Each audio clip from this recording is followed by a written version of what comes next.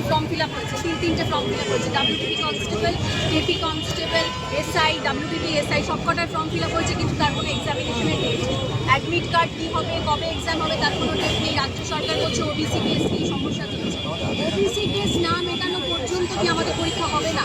আর যারা ওবিসি নেই, আমি যেরকম জেনারেল, SC, ST আছে তাদের এক্সামে হবে, সেটা কি হবে? তাহলে আমরা সবাই এই উদ্দেশ্যেই পথে নেমেছি যেন আমাদের রেজাল্টটা বেরোনো হয়। এমনকি কেপি যে SIটা হয়েছিল সেটা রেজাল্টটা পর্যন্ত এখনও বেরোয়নি। সেটা হয়েছিল 2024-এর শেষের দিকে, মানে নভেম্বর ডিসেম্বর নাগাদ পরীক্ষা হয়েছে, তারও কোনো রেজাল্ট বেরোনো হয়নি।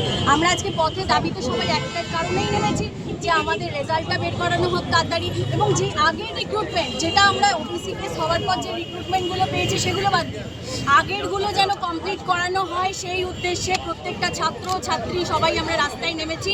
সরকারের কাছে আমাদের একটা বিনীত আবেদন, আমাদের আন্দোলন চলছে, চলবে, মাধ্যমে করতে পারি, সরকারের কাছে যেন আমাদের বার্তাটা পৌঁছাতে পারি, যেন গভর্নমেন্ট